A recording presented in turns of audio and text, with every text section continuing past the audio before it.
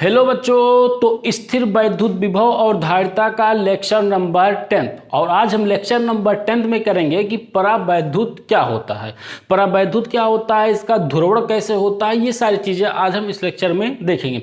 देखो, जो ये आज का लेक्चर नंबर 10 है, जो इसके बाद लेक्चर आएगा जो संधारित्र होगा, उस संधारित्र का हम बेसिक यहाँ पे कर रहे हैं कि ये कर लेंगे तो संधारित्र हमारा थोड़ा सा आसान हो जाता है। संधारित्र हो गया, धारिता हो गया, ये सब सारी चीज़ें हमारी थोड़ी आसान हो जाएंगी। ठीक है, तो उसका हम बेसिक आज हम यहाँ पर पढ़ेंगे। ठीक है, तो चलिए आज का लेक्चर स्टार्ट करते हैं। और सबसे पहले अच्छा मुझे ये बताओ कि चालक क्या होता है।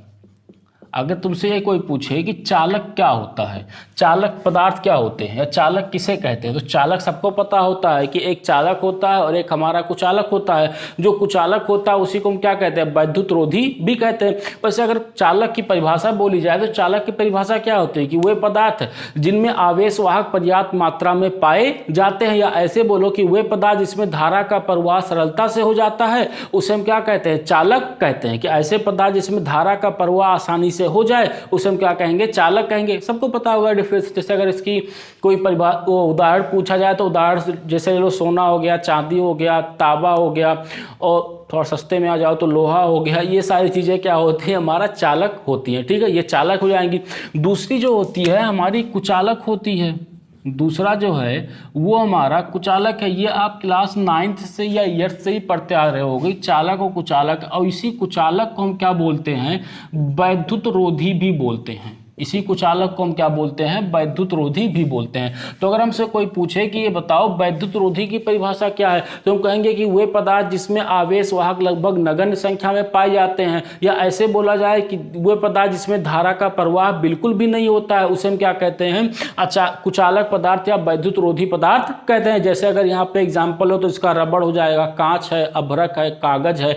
ये सारे पदार्थ जो होते हैं हमारे वैद्युत रोधी पदार्थ कहलाते हैं। ठीक है, ये चीज़ें सबको पता होगा, कुछ लिखाने की जरूरत है नहीं। ठीक है, चलिए तो अब हमें जो मेन चीज यहाँ पे पढ़ना है, ये पढ़ना है कि परावैद्युत पदार्थ क्या होते हैं। तो हेडिंग लगा लो कि परावैद्युत पदार्थ। हमें सारी बातें, आज जो लेक्चर की सारी बातें होंगी इसी परावैद्युत पदार्थ पर ही होंगी। परावैद्युत पदार्थ को बोलते हैं डाई इलेक्ट्रिक बोलते हैं। ठीक है, तो इसका ध्रुवण भी देखेंगे, ध्रुवण कैसे होता है, ये सारी चीजें हम परावैद्युत पे ही बात करेंगे। तो अब परावैद्युत पदार्थ किसे कहते हैं, तो देखो अगर आप कुछ किताबों में देखोगे तो वहाँ ऐसा लिखा हुआ मिलेगा कि जो हमारा वैद्युत रोधी पदार्थ होते हैं वही हमारे परावैद्युत पदार्थ भी होते हैं। यानी कि वैद्युत रोधी को हम क्या कहते हैं, इंसुलेटर कहते हैं। तो जो इंसुलेटर होता है वही इलेक्ट्रिक होता है। बात ये सही भी है, दोनों एक ही चीजें होती हैं। क्योंकि जो परावैद्युत पदार्थ होता है इनमें भी वही खासियत होती है कि इसमें आवेश वाहक लगभग नगण्य संख्या में पाए जाते हैं, या इसमें धारा का प्रवाह नहीं होता। ये बात भी सही है कि परावैद्युत पदार्थ वे पदार्थ होते हैं जिसमें धारा का प्रवाह बिल्कुल भी नहीं होता है। तो इन दोनों को लगभग एक ही में मान के पढ़ा देते हैं, लेकिन छोटा सा इसमें डिफरेंस है, तभी तो इसको अलग करके पढ़ाया जा रहा है कि परावैद्युत क्या होता है। तो देखो परावैद्युत पदार्थ हम उसे कहते हैं कि जैसे अगर कोई पदार्थ है, अगर कोई एक मान लो कुचालक पदार्थ है, जैसे वैद्युत रोधी पदार्थ है, अगर उस वैद्युत रोधी पदार्थ को हम किसी एक तीव्र वैद्युत क्षेत्र में उठाकर रख देते हैं, अगर उसे हम किसी तीव्र वैद्युत क्षेत्र में उठाकर रख देते हैं तो वो चालक के भांति व्यवहार करने लग जाता है, या ऐसे बोले कि उस पदार्थ का ध्रुवण हो जाता है। जब ध्रुवण होगा तभी वो चालक के भांति व्यवहार करेगा। चालक के भांति व्यवहार करने लग जाएगा तो उसे हम क्या बोल देंगे, चालक बोल देंगे। तो ऐसे पदार्थ जिनको तीव्र वैद्युत क्षेत्र में रखने पर उनका ध्रुवण हो जाता है या वो चालक के भांति व्यवहार करने लग जाते हैं, तो उस पदार्थ को हम क्या बोलते हैं, परावैद्युत पदार्थ बोलते हैं। होते ये भी क्या, वैद्युत रोधी होते हैं। बहुत कम ही ऐसे पदार्थ पाए जाते हैं, जैसे कि एग्जांपल है कि पॉलीप्रोपिलीन जो होता है, ये एक पदार्थ, नाम थोड़ा लंबा टेढ़ा भी है, पॉलीप्रोपिलीन होता है। ठीक है, तो पॉलीप्रोपिलीन पदार्थ जो होता है वो हमारा वैद्युत रोधी पदार्थ होता है। अगर इस पदार्थ को मैं तीव्र वैद्युत क्षेत्र में उठाकर रख देता हूं तो उसका ध्रुवण हो जाता है, और ध्रुवण होने के बाद वो हमारा चालक ये हो जाता है, यानी कि वो चालक की भांति व्यवहार करने लग जाते हैं, उसमें आवेश का प्रवाह होने लग जाता है। ठीक है, तो उसे हम क्या कहते हैं, परावैद्युत कहते हैं। अभी देखो ध्रुवण समझ में नहीं आ रहा कि ध्रुवण क्या होता है, अभी आगे पढ़ेंगे कि ध्रुवण क्या होता है। अभी बस अभी इतना याद रखो कि ध्रुवण हो जाता है तो वो कैसे हो जाएंगे, चालक की भांति व्यवहार करने लगते हैं। ठीक है, तो अब इसकी अगर परिभाषा लिखना हो कि परावैद्युत पदार्थ किसे कहते हैं, तो लिख लो कि वे कुचालक पदार्थ जिनको वैद्युत क्षेत्र के, तो लिख दे रहा हूं कि लिख दो कि यदि कुचालक पदार्थ को ऐसे लिख लो या ऐसे लिख लो कि वे कुचालक पदार्थ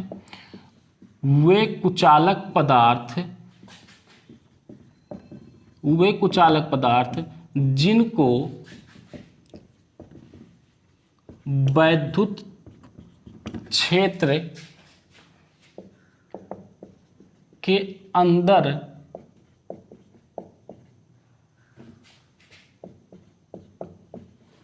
ले जाने पर, या वैद्युत क्षेत्र के अंदर उसे ले जाओ, या अंदर वैद्युत क्षेत्र उत्पन्न करने पर, या फिर उस पदार्थ के अंदर क्या कर दो, अंदर, या फिर उसको ऐसे कर दो कि अंदर वैद्युत क्षेत्र, अंदर वैद्युत क्षेत्र उत्पन्न करने पर, अंदर वैद्युत क्षेत्र उत्पन्न करने पर एक काम करो, या तो उस कुचालक पदार्थ को कहाँ ले जाओ, वैद्युत क्षेत्र के अंदर ले जाओ, या उसके अंदर वैद्युत क्षेत्र को क्या कर दो, उत्पन्न कर दो। तो ले जाने पर अगर पदार्थ का ध्रुवण हो जाता है, देखो कि अंदर ले जाने पर पदार्थ का, अंदर ले जाने पर पदार्थ का ध्रुवण हो जाता है, ध्रुवण हो जाता है, तो इसे, या इस पदार्थ को, या ऐसे पदार्थ को, तो इसे परावैद्युत, तो इसे परावैद्युत पदार्थ कहते हैं। तो इसे हम क्या कहेंगे, परावैद्युत पदार्थ कहते हैं। तो ऐसे पदार्थ जो होते हैं उन्हें हम परावैद्युत पदार्थ कहते हैं। अब जैसे इसका एग्जाम्पल वही लिख लो कि अगर जैसे इसका एग्जाम्पल पूछे कि इसका एग्जाम्पल क्या होगा, तो इसका एग्जाम्पल वही एक सबसे बढ़िया एग्जाम्पल रख लो कि पॉलीप्रोपिलीन होता है। इसका एग्जाम्पल जो है वो पॉलीप्रोपिलीन होता है। ये होता है, इसका एक एग्जाम्पल है। ये जो है हमारा परावैद्युत पदार्थ होता है। तो सिंपल सी कहानी याद रखो कि ऐसे पदार्थ जिनको तीव्र वैद्युत क्षेत्र में ले जाने पर उनका ध्रुवण हो जाए और वो चालक की तरह व्यवहार करने लग जाते हैं, तो उस पदार्थ को हम क्या कहते हैं, परावैद्युत पदार्थ कहते हैं। ठीक है, ये एक परिभाषा ये है। इसकी एक परिभाषा और भी याद रख सकते हो कि, या फिर इसको ऐसे लिख लो कि परावैद्युत पदार्थ वे पदार्थ हैं, चाहे लिख दे रहा हूं इसको कि परावैद्युत पदार्थ,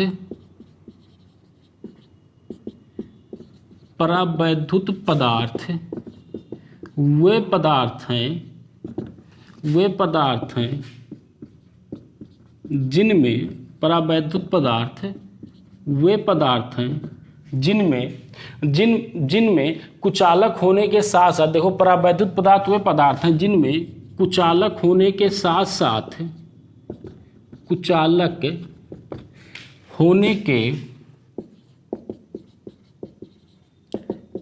होने के साथ साथ ध्रुवण का गुण भी,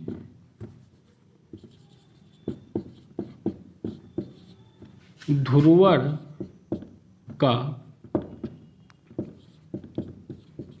गुण भी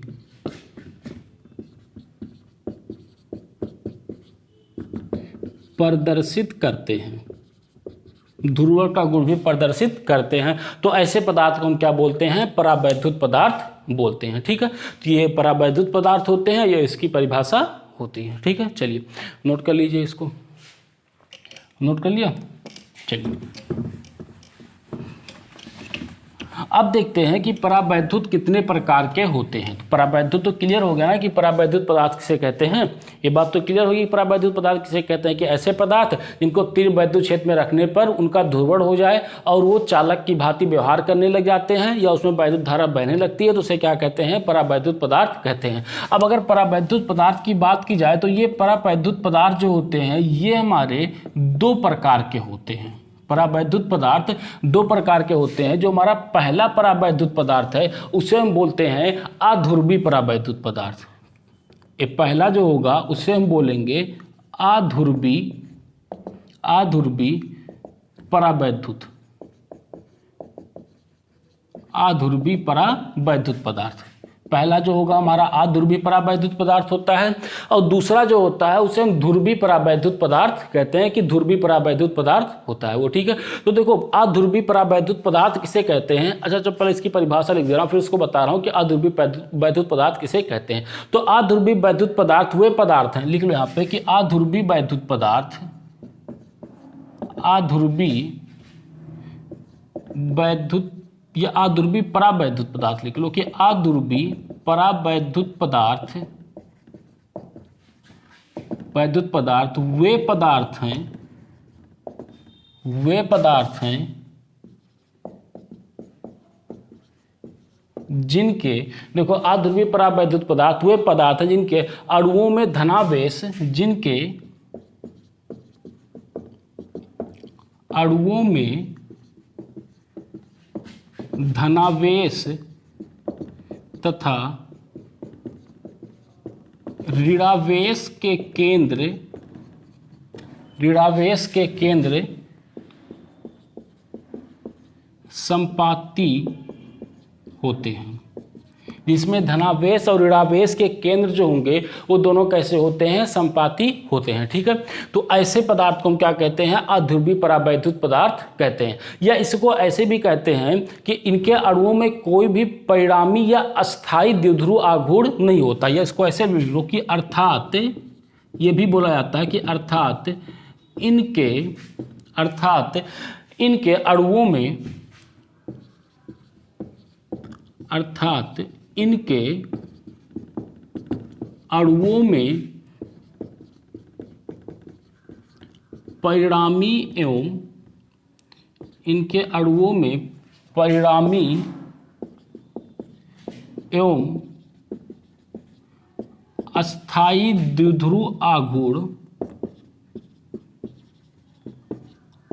द्विध्रुव आघूर्ण नहीं होता है। परिणामी और अस्थायी द्विध्रुव आघूर्ण ठीक, डायपोल मोमेंट नहीं होता है। ठीक है, तो ऐसे पदार्थ को हम क्या कहते हैं, अध्रुवीय परावैद्युत पदार्थ कहते हैं। ठीक है, अच्छा इसमें एक चीज और भी होता है कि इनका आकार जो होता है वो सेम होता है। चाहो तो यहाँ पे एक चीज और लिख लो कि इनका आकार जो होगा वो समान होगा। सब एक ही आकार के होते हैं, इनका आकार अलग अलग नहीं होता। जैसे अगर इसका एग्जाम्पल हम ले यहाँ पे, तो इसका एग्जाम्पल देखें तो इसका एग्जाम्पल एक तो हमारा H2 है, सबसे पहला एग्जाम्पल यही है, H2 एग्जाम्पल है। एक N2 एग्जाम्पल ले लो, O2 ले लो, एक एग्जाम्पल ले लो CO2। ये सारे जो होते हैं ये हमारे अध्रुवीय परावैद्युत पदार्थ कहलाते हैं। अब जरा इनको समझते हैं कि ये कह क्या रहा है यहाँ पे। ठीक, देखो सबसे पहली लाइन कह रहा है कि अध्रुवीय परावैद्युत पदार्थ वे पदार्थ हैं जिनके अणुओं में धनावेश तथा ऋणावेश के केंद्र संपाती होते हैं। अब संपाती का मतलब तो पता है कि संपाती कब होते हैं, यानी कि इन दोनों का जो केंद्र होगा वो एक ही के ऊपर होगा, एक के ऊपर एक होगा, ऐसे तभी तो उनके केंद्र क्या कहलाएंगे, संपाती कहलाएंगे यहाँ पे। ठीक है, या कह रहा है कि ऐसे ना समझ में आए तो ऐसे समझ लो कि इनके अणुओं में परिणामी और अस्थायी द्विध्रुव आघूर्ण नहीं होता है। इनके अणुओं में कोई भी परिणामी, अगर पूरे का परिणामी द्विध्रुव आघूर्ण निकालोगे तब भी नहीं होगा, अगर किसी एक का द्विध्रुव आघूर्ण निकालोगे तब भी द्विध्रुव आघूर्ण नहीं होता। देखो जैसे अगर मैं यहाँ पे H2 का देखूं कि H2 क्या होगा, अगर H2 का बनाऊं तो देखो जो हमारा यहाँ पे H2 बनेगा, अगर मैं H2 का बनाऊं तो मान लो ये H2 हमारा एक है, ये हमारा H है, और एक दूसरा जो है ये एक H हमारा यहाँ पे है। इन दोनों का केंद्र क्या, ये एक H है और ये भी एक H है, H2 हो गया। तो इन दोनों का केंद्र यहाँ पर दिया हुआ अलग अलग। अब कह रहा है कि इनके केंद्र कैसे होंगे, संपाती होंगे। तो संपाती का मतलब पढ़ चुके हो ना कि दोनों लाइन कैसी, दो रेखाएं संपाती कब कहलाती है, कोइंसिडेंट रेखाएं कब कहलाती है, जब दोनों एक दूसरे के ऊपर होती है। तो जब ये दोनों एक दूसरे के ऊपर रख देंगे ऐसे, तो इनका कुछ केंद्र की दूरी रह जाएगी। इनके केंद्रों के बीच की दूरी क्या हो जाएगी, लगभग जीरो के बराबर ही हो जाएगी। जब जीरो के बराबर हो जाएगी तो यहाँ पे द्विध्रुव आघूर्ण जो होगा वो द्विध्रुव आघूर्ण हमारा कितना हो जाएगा, 0 के बराबर हो जाएगा। ठीक है, यहाँ से अगर नहीं समझ में आया तो इससे तो क्लियर हो जाएगा एकदम से कि CO2 क्या होता है। अच्छा एक चीज और है कि ये आकार में कैसे होते हैं, समान होते हैं। जितना बड़ा ये होगा उतना ही आकार किसका होगा, इसका होगा। दोनों का आकार कैसा होता है, समान होता है। जो अध्रुवीय परावैद्युत पदार्थ होंगे सबके आकार क्या होंगे, समान होंगे। जैसे यहाँ पे CO2 की बात करें, जितना आकार C का होगा उतना ही आकार O का होगा, उतना ही आकार किसका होगा, O का होगा। सबका आकार कैसा होता है, बराबर होता है। और उनका द्विध्रुव भी कुछ भी नहीं होता, द्विध्रुव आघूर्ण जो होता है हमेशा 0 के बराबर होता है, क्योंकि इनके केंद्र कैसे होते हैं, संपाती होते हैं। ठीक है, अब यहाँ पे देखो जैसे मैं यहाँ पे एक C बना लिया, ये हमारा C हो गया। ठीक, यहाँ पे हमारा O हो गया, ये O हो गया, और ये हमारा एक O यहाँ पे हो गया। ये O माइनस है, C प्लस में होगा, ये भी O किस में होगा, माइनस में होगा। ठीक, तो O माइनस में कर लो। इसका केंद्र यहाँ, इसका केंद्र यहाँ। अब देखो तीनों केंद्र जो है वो हमारे कैसे हैं, संपाती हो जाएंगे, तीनों केंद्र संपाती होंगे। ठीक है, जब तीनों केंद्र यहाँ पे अगर हमारे तीनों केंद्र जो है वो तीनों केंद्र संपाती हैं, तो अब जरा यहाँ से देखो ये माइनस है और ये प्लस है, ठीक है। अब जितनी दूरी पर ये होगा उतनी ही दूरी पर ये होगा, दोनों बराबर होंगे, आकार में भी दोनों कैसे होंगे, बराबर होंगे।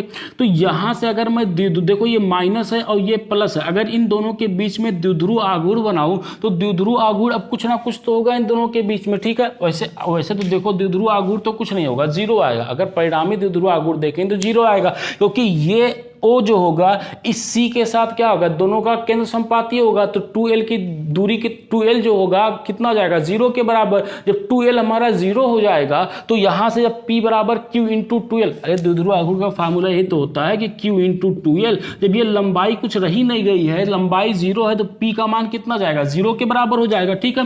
खैर यहां से दूसरे तरीके से समझते हैं कि देखो यहां से अगर मैं इसका द्विध्रुव आघूर्ण निकालूं, द्विध्रुव आघूर्ण की दिशा निकालो, द्विध्रुव आघूर्ण की दिशा हमारी क्या ये होगी, द्विध्रुव आघूर्ण की दिशा माइनस से प्लस की तरफ। और अगर इन दोनों के बीच का द्विध्रुव आघूर्ण की दिशा देखो तो द्विध्रुव आघूर्ण की दिशा इधर होगी, ये हमारा P हो जाएगा। अब देखो जितना ये है उतने ही ये है, दोनों परिणाम में बराबर है और दोनों का दिशा क्या है, विपरीत है, तो एक माइनस होगा तो एक प्लस लेना पड़ेगा, तो परिणामी द्विध्रुव आघूर्ण वापस कितना निकल जाएगा, जीरो के बराबर भी आ जाएगा। फिर यहाँ पे परिणामी द्विध्रुव कितना जाएगा, जीरो के बराबर आ जाएगा। तो चाहो तो ऐसे समझ लो कि यहाँ पे देखो कोई भी द्विध्रुव आघूर्ण हमारा नहीं बन रहा है, ठीक है।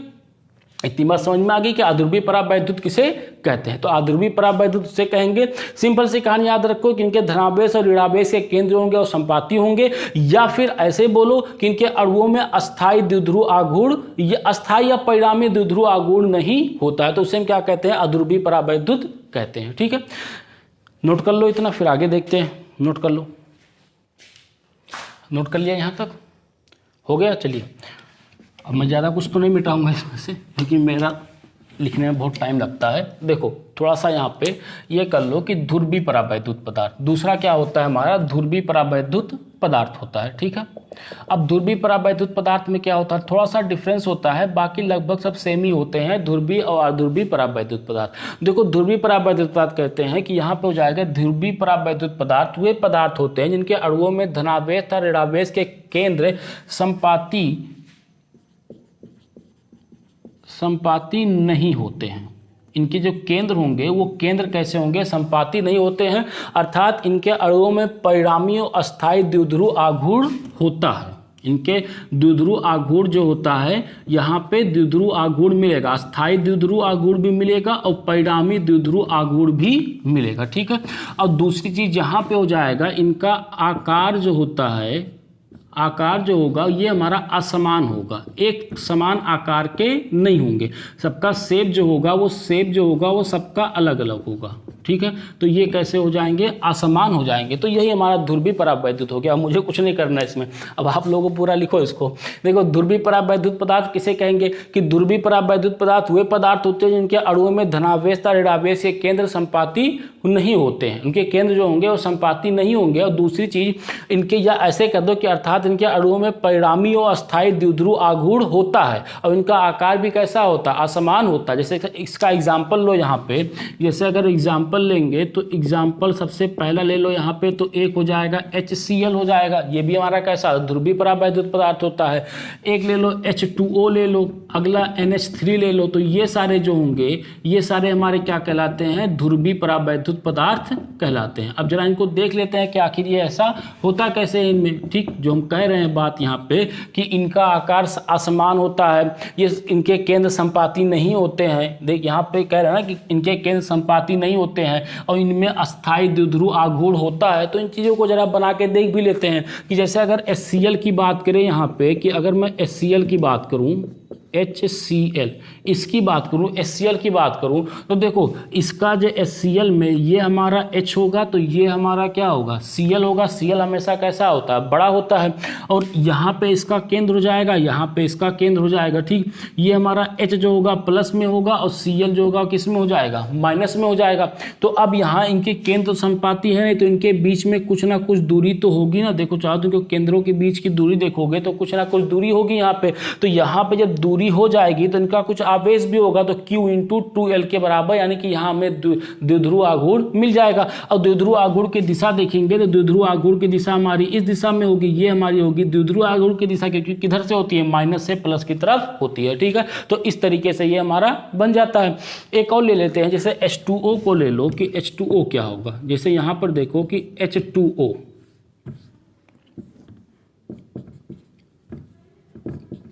H2O, अगर H2O को देखते हैं कि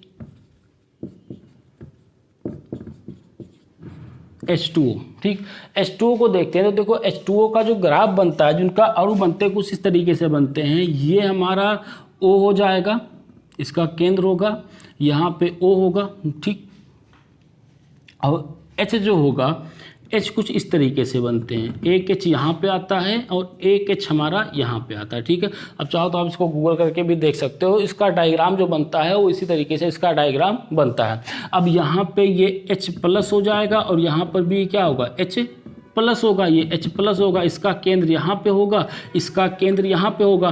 तो अगर इन दोनों केंद्रों का अगर मिड पॉइंट निकालें, इन दोनों केंद्रों का, तो क्या यहाँ पे निकलेगा मिड पॉइंट, यहाँ पे मध्य बिंदु निकल जाएगा दोनों के केंद्रों का।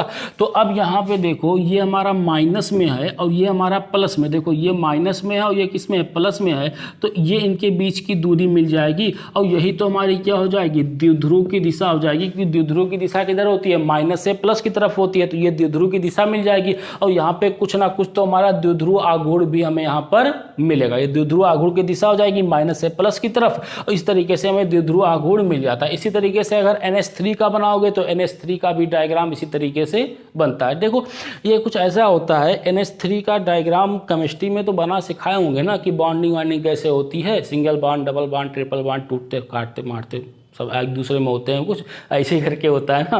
तो वैसे ही ग्राफ इसका बनता है। तो H2O का एक्चुअल में ऐसे ही बनता है, लेकिन H2O का हम लिखते हैं H लिख देंगे, एक बीच में O लिख देंगे, एक इधर एक इधर H लगा देते हैं, ऐसे करके लिखते हैं ना H, लेकिन एक्चुअल में उसका ग्राफ इस तरीके से बनता है। ठीक है, तो शायद एनसीईआरटी में भी दिया हुआ है ये। ठीक है, तो वहाँ से भी देख लो कैसा एक्चुअल में इसका ग्राफ बनता है। तो इस तरीके से ये हमारे हो जाएंगे, दो ध्रुवीय हो जाएंगे और एक ध्रुवीय परावैद्युत पदार्थ और अध्रुवीय पदार्थ, ये दोनों हमारे हो जाएंगे। ठीक है, चलिए नोट कर लीजिए, इसको नोट कर लिया।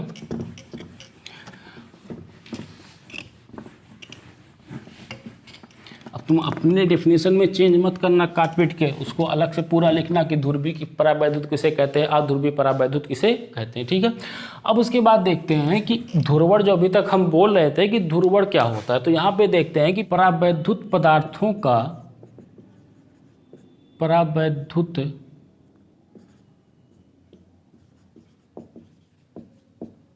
परावैद्युत पदार्थों का ध्रुवण।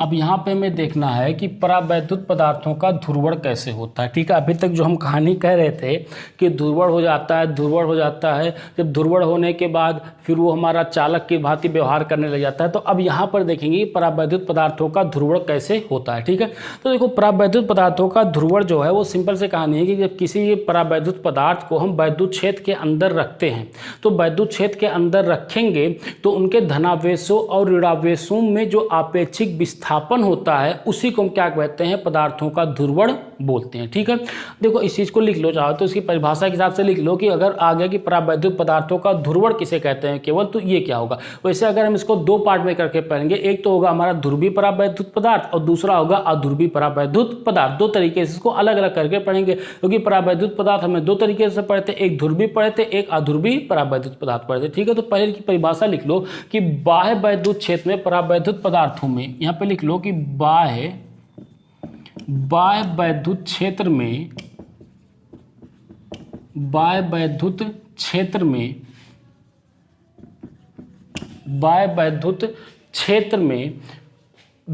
क्षेत्र में ध्रुवीय या लिख लो परावैद्युत लिख लो, क्योंकि अभी तो बाह्य वैद्युत क्षेत्र में परावैद्युत पदार्थों में, बाह्य वैद्युत क्षेत्र में परावैद्युत पदार्थों में,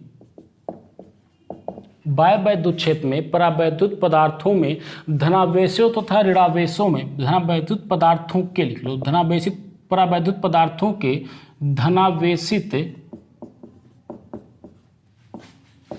धनावेशित तथा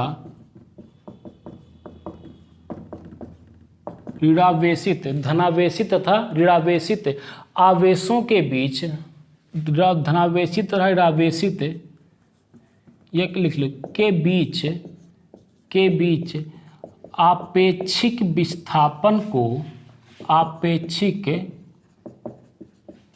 विस्थापन को पदार्थों का या परावैद्युत पदार्थों का ध्रुवण कहते हैं।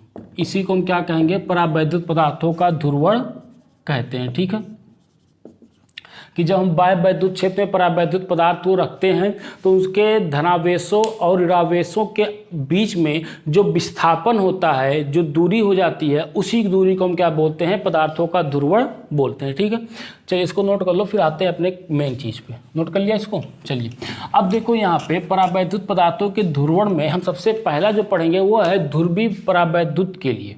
सबसे पहला जो यहाँ पे कि ध्रुवीय परावैद्युत के लिए, ध्रुवीय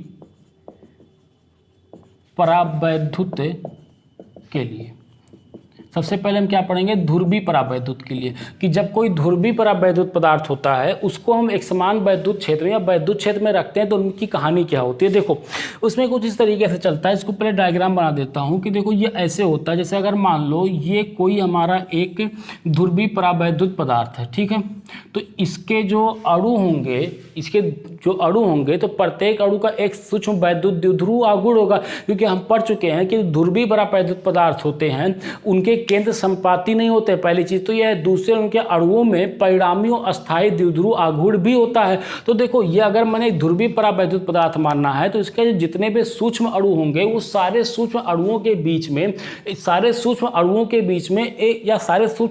में एक सूक्ष्म सा द्विध्रुव आघूर्ण होता है। ठीक है, जैसे देखो यहाँ पे मान लो एक अणु हमारा ये है, एक अणु हमारा यहाँ पे ये है, एक अणु हमारा ये है, एक अणु हमारा यहाँ पे है। ये तो इस तरीके से मान लेते हैं कि इसके सूक्ष्म अणु है।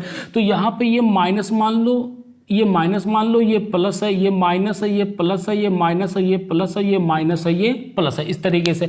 इसी प्रकार से अणु जो होंगे ये इस प्रकार से अणु यहाँ पर भी होंगे। इसके छोटे छोटे अणु जो होंगे इस पूरे पदार्थ में क्या होंगे? फैले होंगे यहाँ पर। तो ये माइनस है, ये प्लस है, ये माइनस है, ये प्लस, ये माइनस प्लस माइनस और प्लस होगा।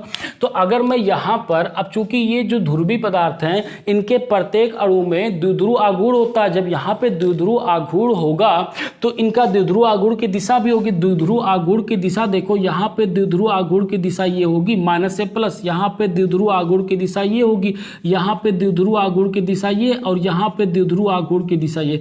इसी प्रकार से माइनस से प्लस, यहाँ पे द्विध्रुव आघूर्ण की दिशा ये होगी, यहाँ पे द्विध्रुव आघूर्ण की दिशा ये, यहाँ पे द्विध्रुव आघूर्ण की दिशा ये, और यहाँ पर जो द्विध्रुव आघूर्ण की दिशा होगी ये होगी, द्विध्रुव आघूर्ण की दिशा होगी। ठीक है, अब देखो यहाँ पर जो हमारा नेट द्विध्रुव आघूर्ण होता है, यानी कि परिणामी द्विध्रुव आघूर्ण जो होगा वो परिणामी द्विध्रुव आघूर्ण हमेशा 0 होता है। ये तब होता है जब हमारा वैद्युत क्षेत्र अनुपस्थित होता है, यानी कि वैद्युत क्षेत्र कितना होगा? 0 होगा। तो उस टाइम पे हमारा पी नेट जो होगा वो कितना होता है? 0 के बराबर होता है। तो यहाँ पे देखो जितने भी, या इसको ऐसे लिख लो कि वैद्युत क्षेत्र के अनुपस्थिति में परावैद्युत पदार्थ के सूक्ष्म अणुओं, लिख दे रहा हूं यहाँ पे कि वैद्युत क्षेत्र के अनुपस्थिति में, देखो यही कहानी होती है कि वैद्युत क्षेत्र के अनुपस्थिति में,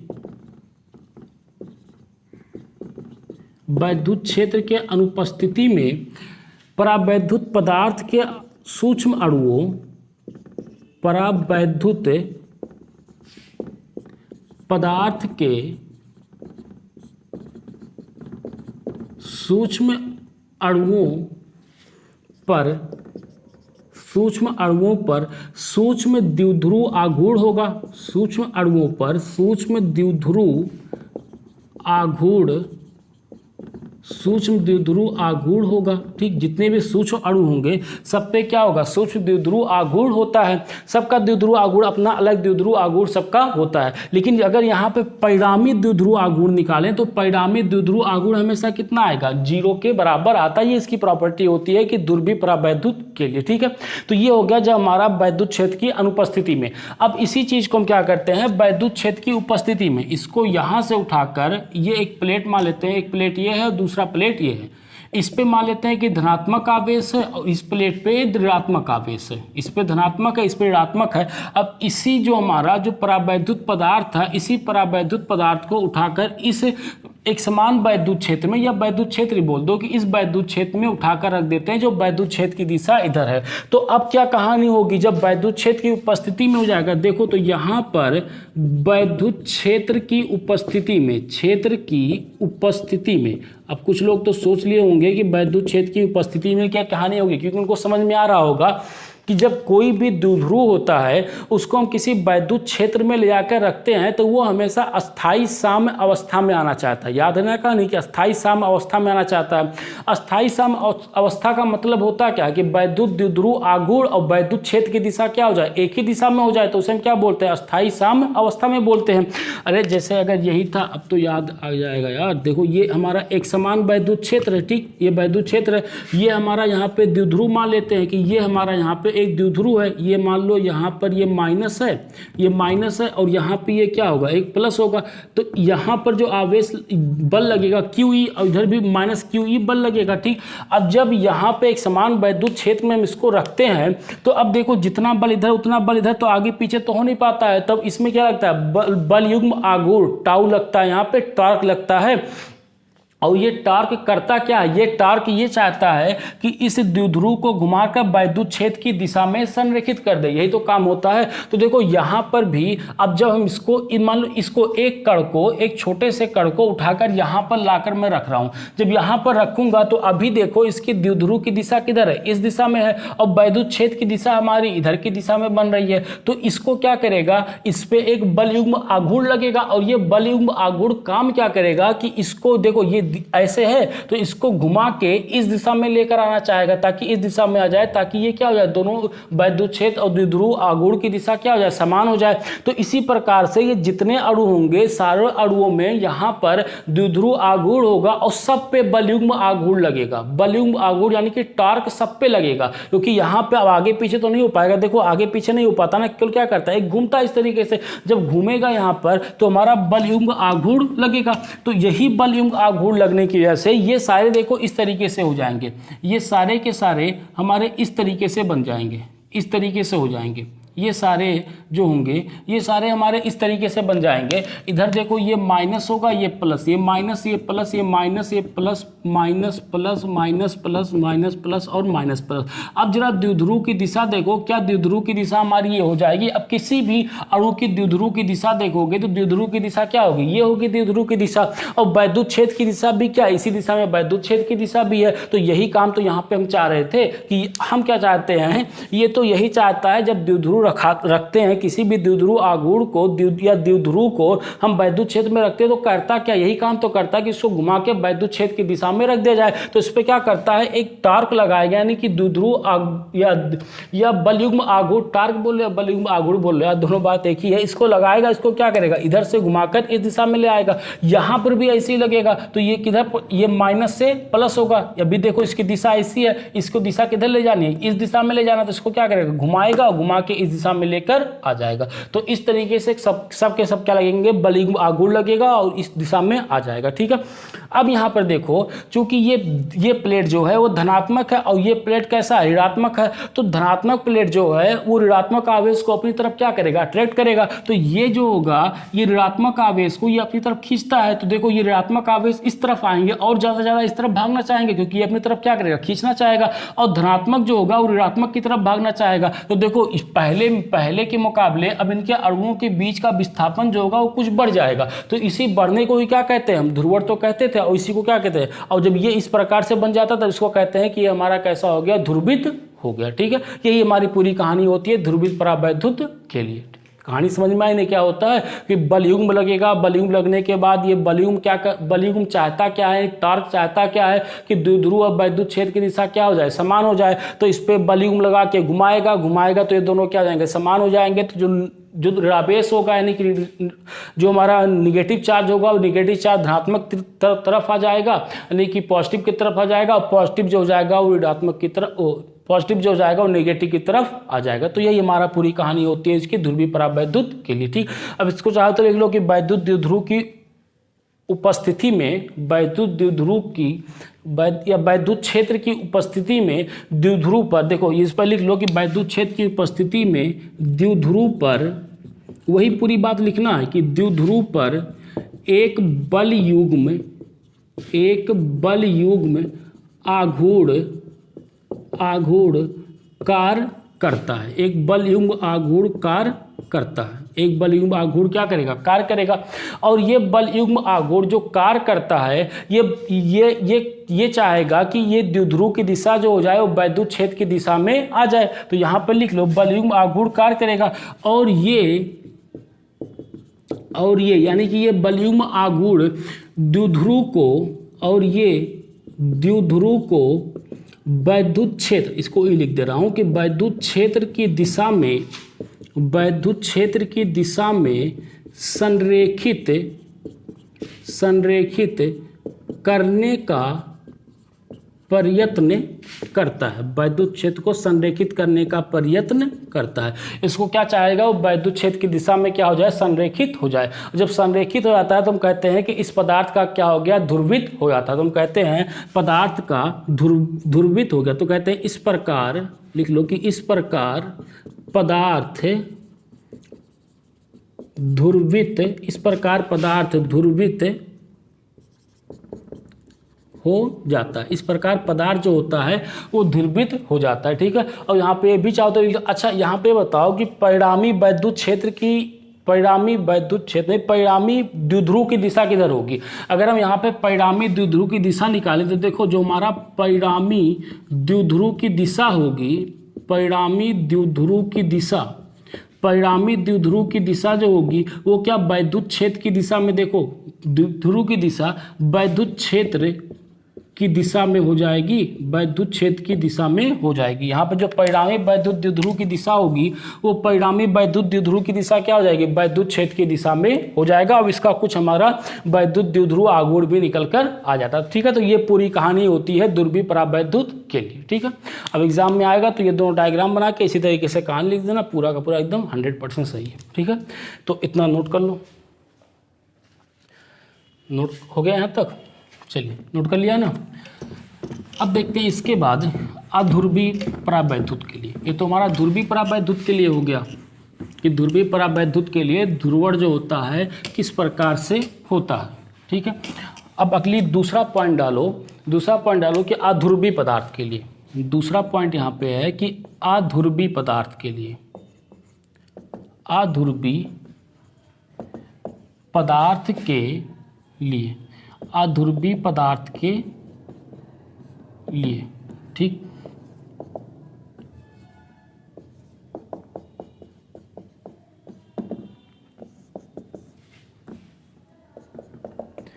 अध्रुवीय पदार्थ के लिए तो देखो अध्रुवीय पदार्थ हमें पता है कि जो अध्रुवीय, अभी से पहले पढ़ाया था ना कि जो अध्रुवीय पदार्थ होते हैं उनके केंद्र संपाती होते हैं, यानी कि उनका केंद्र संपाती होगा। उनमें जो द्विध्रुव आघूर्ण होता है वो द्विध्रुव आघूर्ण कितना होता है? शून्य होता है। तो देखो ये कुछ इस तरीके से बनते हैं। जैसे अगर मान लो यहाँ पर एक मैं कोई परावैद्युत पदार्थ मान लूँ और ये परावैद्युत पदार्थ जो है वो हमारा अध्रुवीय परावैद्युत पदार्थ है। तो इसमें जो अणु होंगे वो अणु कुछ इस प्रकार से होंगे। देखो इसमें जितने भी अणु होंगे वो कुछ इसी प्रकार से होंगे क्योंकि इनका सबका केंद्र जो होगा वो संपाती होता है। तो ये प्लस और माइनस सब एक प्रकार से लगे होते हैं, प्लस और माइनस, प्लस और minus, plus minus, plus minus, plus minus. ये तब होता है जब वैद्युत क्षेत्र हमारा कितना हो जाए? 0 के बराबर हो जाए।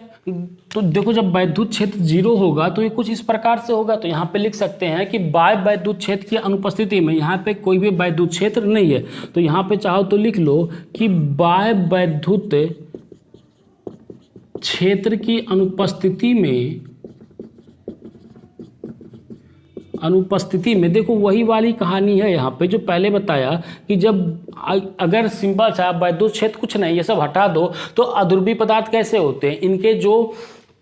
इनके जो पदार्थ या अणु होंगे ये सारे, या धनावेश और ऋणावेश जो होते हैं ये सारे कैसे होते हैं? संपाती होते हैं यहाँ पे। और इनमें कोई भी वैद्युत द्विध्रुव आघूर्ण नहीं होता। तो वही चीज़ यहाँ पे लिख रहा हूँ कि बाह्य वैद्युत क्षेत्र की अनुपस्थिति में इन पदार्थों के अणुओं के धनावेश और ऋणावेश के केंद्र कैसे होंगे? संपाती होंगे। तो अनुपस्थिति में अनुपस्थिति में इन पदार्थों के या इन अणुओं के धनावेश व ऋणावेश के केंद्र संपाती होते हैं। ऋणावेश के केंद्र कैसे होते हैं? संपाती होते हैं, यानी कि इनमें कोई भी द्विध्रुव आघूर्ण नहीं होता। चाहिए यहाँ पे आगे लिख लो, तथा द्विध्रुव आघूर्ण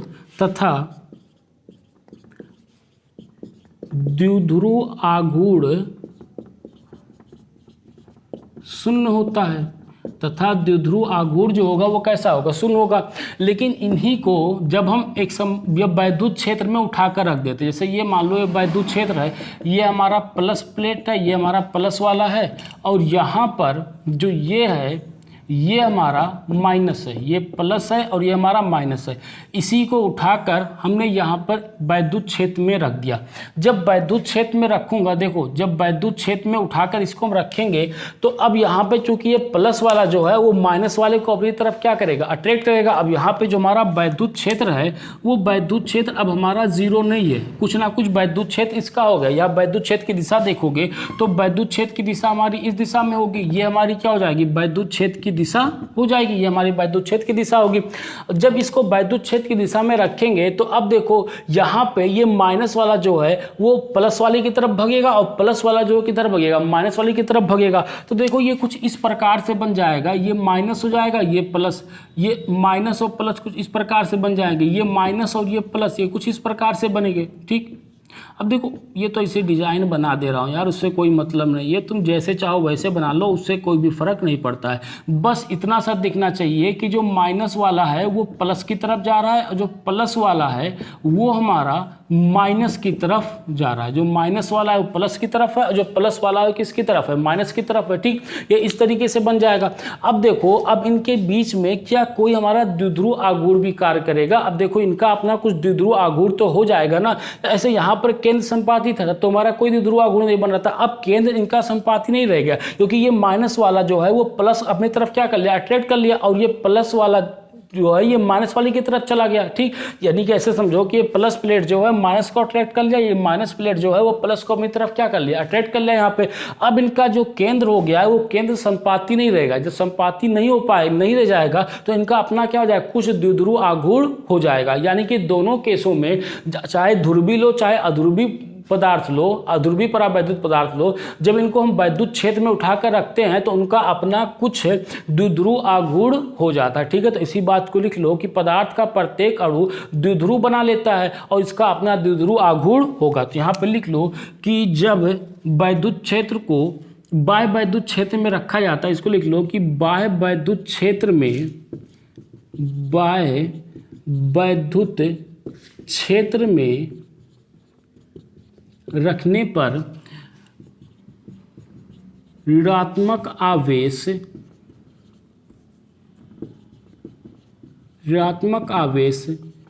धन प्लेट की तरफ तथा धनात्मक आवेश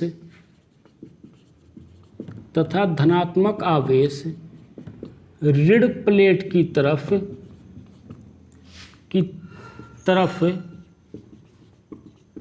संरेखित या तरफ चले जाते हैं। ऐसे लिख लो, चले जाते हैं। ठीक, और या लिख लो कि इस स्थिति में इनके केंद्र संपाती नहीं होते हैं। इनके केंद्र जो होते हैं वो संपाती नहीं होते हैं और इनका अपना द्विध्रुव आघूर्ण भी होता है। इसके आगे नीचे और लाइन लिख लो कि और इनका अपना द्विध्रुव आघूर्ण भी होता है। इनका क्या हो जाएगा? अपना द्विध्रुव आघूर्ण भी होता है। ठीक है, तो ये कहानी बनती है, तो ये पूरी कहानी बनती है। ये हमारी अध्रुवी पदार्थ के लिए ये पूरी कहानी बनती है कि इसको जब पहले कोई वैद्युत क्षेत्र नहीं होता है, फिर इसको जब बाह्य वैद्युत क्षेत्र में रखते हैं तो इनमें भी द्विध्रुव आघूर्ण की क्षमता उत्पन्न हो जाती है। ठीक है, नोट कर लो इसको जल्दी से, नोट कर लिया। तो यहाँ पे चीज़ हमें पता चला कि चाहे अध्रुवीय पदार्थ हो, परावैद्युत पदार्थ हो, चाहे ध्रुवीय परावैद्युत पदार्थ हो, जब इनको हम बाह्य वैद्युत क्षेत्र में रखते हैं तो बाह्य वैद्युत क्षेत्र में रखने पर इनके में जो द्विध्रुव आघूर्ण का गुण उत्पन्न हो जाता है। ठीक है, ये दो चीज़ यहाँ से मिला। अब देखो अगले हेडिंग हमारा कि परावैद्युत भंजन किसे कहते हैं। यहाँ पे अगले हेडिंग डाल लो कि परावैद्युत भंजन, कि परावैद्युत भंजन किसे कहते हैं। ठीक है, अब परावैद्युत भंजन क्या होता है ये देखते हैं। इसके लिए हम पहले दो डायग्राम बनाते हैं। देखो डायग्राम हमारा कुछ इस प्रकार से होगा, जैसे एक प्लेट यहाँ पे ये लेते हैं, एक प्लेट यहाँ पे ये लेते हैं। इसको धनात्मक प्लेट बना देते हैं कि ये हमारा धनात्मक प्लेट है। ठीक है, धनात्मक प्लेट है यहाँ पे, और ये जो है ये हमारा ऋणात्मक प्लेट है, वो धनात्मक प्लेट है, और ये हमारा कैसा है, ऋणात्मक प्लेट है। इसको नाम दे देते हैं कि हमारा प्लेट ए है, प्लेट बी है। वैद्युत क्षेत्र देखेंगे तो वैद्युत क्षेत्र की दिशा हमारी ये होगी, यहाँ पे वैद्युत क्षेत्र की दिशा ये होगी। ठीक है, इनके बीच में हम क्या करते हैं कि कोई भी एक परावैद्युत पदार्थ लाकर रख देते हैं। जैसे अभी हमने माना था कि जो अभी ध्रुवीय परावैद्युत पदार्थ था, जो वैद्युत क्षेत्र में रखने के बाद जो बना था वही वाली लाकर रख देते हैं। अच्छा, चाहे दोनों केस में देखो कि अगर मैं कोई भी एक परावैद्युत पदार्थ को जब वैद्युत क्षेत्र के अंदर रखता हूँ, देखो किसी भी परावैद्युत पदार्थ को जब वैद्युत क्षेत्र के अंदर, ये परावैद्युत पदार्थ है, वैद्युत क्षेत्र के अंदर रखूँगा तो इसमें कुछ इस प्रकार से बन जाते हैं। देखो इसके जो अणु होते हैं, ये अणु कुछ इस प्रकार से हो जाते हैं कि माइनस वाला एक तरफ हो जाता है और प्लस वाला क्या होता है, एक तरफ हो जाता है। इधर हमारा माइनस, ये प्लस, ये minus plus minus plus minus plus. देखो जो माइनस वाला होगा वो एक तरफ हो जाएगा और जो प्लस वाला होगा हमारा क्या हो जाएगा, एक तरफ हो जाएगा। यही कहानी होती है कि बाह्य वैद्युत क्षेत्र की उपस्थिति में परावैद्युत माध्यम ध्रुवित हो जाता है। जो परावैद्युत माध्यम हो जाता है वो हमारा कैसा, ध्रुवित। चाहते इसको लिख लो कि बाह्य वैद्युत क्षेत्र की स्थिति में, यहाँ पे लिख लो कि बाह्य वैद्युत क्षेत्र की स्थिति में,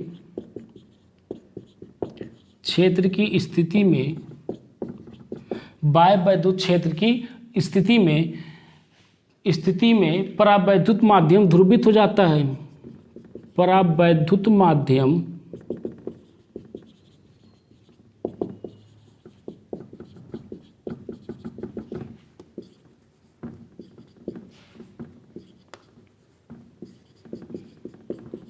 परावैद्युत माध्यम कैसा होगा, ध्रुवित से आएगा बाह्य वैद्युत क्षेत्र की उपस्थिति में। अब स्टेप 2 में हम क्या करते हैं कि मान लो ये हमारा पहला स्टेप है, स्टेप फर्स्ट ये करेंगे और फिर स्टेप 2 पे आ जाएंगे। तो स्टेप 2 में क्या करेंगे कि यही सेम चीज़ रखा रहेंगे, जैसे ये है वैसे रखा रहने देंगे इसको। बस यहाँ पे वैद्युत क्षेत्र को हम और तीव्र कर देते हैं। जैसे यहाँ पर मान लो कि यहाँ पे वैद्युत क्षेत्र घनत्व को मान लो यहाँ पे हम बढ़ा देते हैं। अब देखो ये वैद्युत क्षेत्र का घनत्व जो हो गया, ये वैद्युत क्षेत्र और तीव्र कर दिया हमने यहाँ पे। देखो जब वैद्युत क्षेत्र को और तीव्र करेंगे, वैद्युत क्षेत्र को हमने क्या कर दिया और तीव्र कर दिया। वही प्लेट है, इसी को हमने उठाकर यहाँ पर रख दिया, या ऐसे बोलो कि इसके वैद्युत क्षेत्र को क्या कर देते हैं और तीव्र कर देते हैं। जब वैद्युत क्षेत्र को और तीव्र करूँगा तो देखो ये जो माइनस वाले हैं यानी कि जो इलेक्ट्रॉन है ये दोनों क्या हो जाएंगे, अलग हो जाएंगे, टूट जाएंगे यहाँ से। देखो अब ऐसे समझो कि ये प्लस वाला जो है इसको पकड़ के इधर खींच रहा है और ये माइनस वाला इस प्लस को पकड़ के इधर खींच रहा है। अब जैसे वैद्युत क्षेत्र और बढ़ाते जा रहे हैं, हम वैद्युत क्षेत्र जैसे जैसे बढ़ाते जाएंगे, बढ़ाते बढ़ाते चले जाएंगे तो एक पोजीशन, एक पॉइंट ऐसा आ जाएगा जहां पर ये इसका जो बल हो जाएगा, इसको खींचने की जो बल होगी वो बहुत ज़्यादा हो जाएगा। ये दोनों के बीच का बल क्या हो जाएगा, कम हो जाएगा।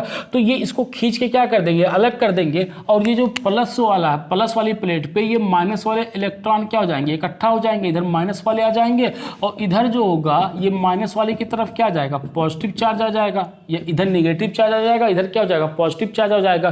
तो जब ऐसी स्थिति आती है कि वैद्युत क्षेत्र की तीव्रता बढ़ाने पर माइनस और प्लस दोनों अलग अलग हो जाते हैं। अब देखो ये दोनों क्या हो गया, अलग अलग हो गए, ये माइनस अलग हो गया, ये प्लस अलग हो गया। तो अब इस देखो इस परावैद्युत पदार्थ में अब अगर मैं कोई भी देखो, अच्छा ये बताओ कि जो माइनस अलग हो गया तो क्या इलेक्ट्रॉन पूर्ण रूप से इस पूरे परावैद्युत पदार्थ पे घूम सकते हैं? अब ये प्लस के साथ तो बधा हुआ नहीं रहेगा ना, अभी तक क्या था, बधा हुआ था। अब तो ये मुक्त हो गया, स्वतंत्र हो गया, तो क्या कर सकता है, घूम सकता है। जब इलेक्ट्रॉन घूम सकता है यहाँ से तो क्या इसमें अब इलेक्ट्रॉन का या करंट का आवेश हो हो सकता है, यहाँ पे धारा का प्रवाह हो सकता है, बिल्कुल हो सकता है यहाँ से। तो यही चीज़ हम यहाँ पे कह रहे थे कि जब तीव्र वैद्युत क्षेत्र में रख देते हैं तो उनकी ध्रुवित हो जाती है, ध्रुवण हो जाता है उनका, ध्रुवण होने की वजह से उनमें चालकता का गुण उत्पन्न हो जाता है। देखो यही वाली कहानी है यहाँ पर कि जब बहुत सबसे पहला काम क्या होता है, जब उनको वैद्युत क्षेत्र में रखते हैं तो दोनों अलग अलग होते हैं और उनके अंदर कुछ ना कुछ वहाँ पर द्विध्रुव आघूर्ण बनाने की क्षमता उत्पन्न हो जाती है। फिर जब वैद्युत क्षेत्र को और तीव्र किया जाता है, वैद्युत क्षेत्र को और तीव्र करते हैं और बढ़ाते हैं वैद्युत क्षेत्र को, तो ये माइनस एक तरफ जाते हैं, प्लस एक तरफ जाते हैं, इलेक्ट्रॉन अलग हो जाते हैं। जब इलेक्ट्रॉन अलग हो जाएंगे तो इसमें चालकता का गुण उत्पन्न हो जाएगा और आवेश एक स्थान से दूसरे स्थान पर आसानी से चला जाता है। तो इसलिए इसको क्या बोलते हैं, परावैद्युत पदार्थ बोलते हैं। अब चाहो तो इसी बात को नीचे यहाँ पर लिख लो, ठीक है, नोट कर लो, इतना नोट कर लिया, यहाँ तक हो गया। अच्छा देखो, जो यहाँ पे इलेक्ट्रॉन और जो हमारा पॉजिटिव चार्ज था, नेगेटिव चार्ज था, वो दोनों अलग अलग हो गए। जब दोनों अलग अलग हो जाते हैं तो इसी क्रिया को हम क्या कहते हैं, परावैद्युत भंजन कहते हैं। तो परावैद्युत भंजन अगर लिखने को आ जाए तो ये चित्र बना दो, इसके नीचे यहाँ पर लिख दो, फिर इसकी कहानी यहाँ पर भी लिख दो कि जब वैद्युत, अब देखो बहुत टाइम लगेगा, लिख लो इसकी कहानी ऐसे ही कि जब वैद्युत क्षेत्र की तीव्रता को बढ़ाते हैं तो वैद्युत क्षेत्र की तीव्रता बढ़ाने की वजह से ऋणात्मक और धनात्मक आवेश अलग अलग हो जाते हैं। ऋणात्मक आवेश धनात्मक प्लेट की तरफ और धनात्मक आवेश ऋणात्मक प्लेट की तरफ आ जाते हैं और ये चालकीय की तरह व्यवहार करने या चालक की तरह व्यवहार करने लगते हैं और इसी क्रिया को हम क्या कहते हैं, परावैद्युत भंजन कहते हैं। ठीक है, चलिए अब देखो एक लास्ट टॉपिक छोटा सा बचा है, ये हमारा कि परावैद्युत सामर्थ्य किसे कहते हैं, डाइलेक्ट्रिक कांस्टेंट किसे कहते हैं। परावैद्युत सामर्थ्य,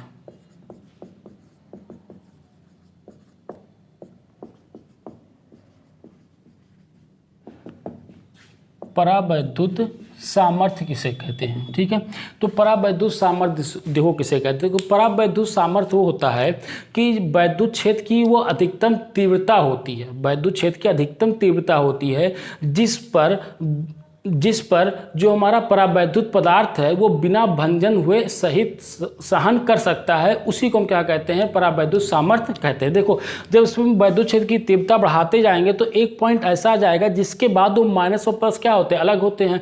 तो उससे एक जस्ट पहले वाले पॉइंट पे आ जाओ जहां पर वो माइनस और प्लस अलग नहीं होते, उसके जस्ट पार्ट टूट जाते हैं। तो जहां तक वो सहन कर सकते हैं उसको, उसी सहन करने की क्षमता को हम क्या कहते हैं, परावैद्युत सामर्थ्य कहते हैं। ठीक है, लिख लो इसकी परिभाषा इसका ये है कि परावैद्युत पदार्थ पर आरोपित, लिख लो इसको कि परावैद्युत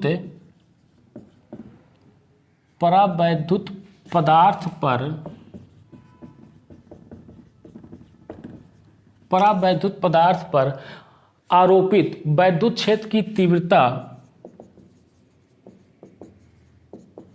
वैद्युत क्षेत्र की तीव्रता का वह अधिकतम मान, वैद्युत क्षेत्र की तीव्रता का वह अधिकतम मान जिसे परावैद्युत पदार्थ अधिकतम मान जिसे परावैद्युत पदार्थ अधिकतम मान जिसे